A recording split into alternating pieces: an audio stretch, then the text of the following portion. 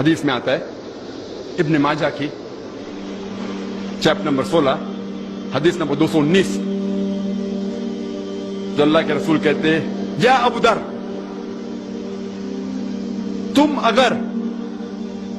ایک آیت کو سمجھو گے وہ 100 رکعت نفل سے بہتر ہے۔ اللہ کے رسول فرماتے یا ابو در، تم اگر ایک قرآن کی آیت کو سمجھو گے وہ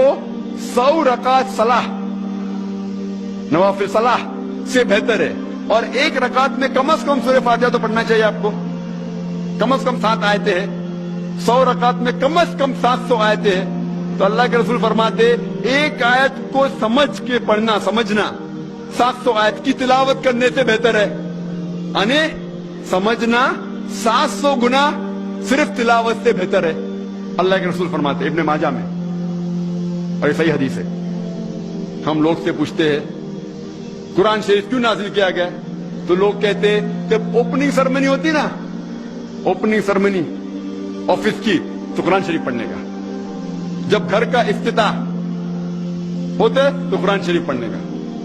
جب کوئی مر گیا تو قرآن خوانی کرتے، تو قرآن شریف نازل کیا گیا تھا قرآن خوانی کے لیے۔ اور لوگ کرتے ختم قرآن، ختم قرآن 1 2 3 ختم قرآن کے رمضان میں 3 بار 4 بار 10 بار، الحمدللہ آپ کو ثواب ملے گا، انشاءاللہ ملے گا۔ لیکن اگر آپ رمضان میں 2 بار ختم قرآن کرتے ہیں، میری یہ رائے رہے گی کہ 1 بار عربی میں پڑھو اور 1 بار ترجمہ پڑھو، وہ بہتر ہے، کم از کم سمجھ میں تو آئیں گا آپ کو۔ اور اگر آپ چاہتے ہیں کہ اوپننگ سرمنی میں قرآن خوانی ہو یا افتتاح ہو گھر کا تو قرآن خوانی ہو، کوئی مر جاتا قرآن خوانی، میں کوئی قرآن کی آیت میں صحیح حدیث میں نہیں جانتا ہوں کہ محمد صلی اللہ علیہ وسلم یا صحابہ کوئی مر جاتا تو قرآن پڑھتے تھے یا کوئی افتتاح کے لیے قرآن پڑھتے تھے۔ اگر آپ کو قرآن پڑھنے کا ہی ہے تو میں یہ کہتا ہوں کہ آپ قرآن اگر پڑھتے ہیں 100 مائل کی سپیڈ کے اوپر، 30 لوگ کو بلاتے اور 1 گھنٹے میں ختم کرتے، تو میں کہتا ہوں کہ 2 گھنٹے کے لیے بلاؤ، عربی بھی پڑھو ترجمہ بھی پڑھو، نہیں تو 30 کے بدلے 60 لوگ کو بلاؤ۔ ایک آدمی اگر 1 پارہ پڑھتا ہے تو ایک آدمی کو بولا آدھا پارہ پڑھو عربی میں اور آدھا پارہ ترجمہ پڑھو، کم از کم وہ قرآن تو پڑھنا کا حدیث میں لکھا نہیں، لیکن کم از کم اگر آپ ترجمہ پڑھیں گے تو آپ کو علم تو حاصل ہوگا اور انشاءاللہ کچھ چیز کے اوپر عمل تو کریں گے۔ تو قرآن کو سمجھ کے پڑھنا بہت ضروری ہے، بہت ضروری ہے۔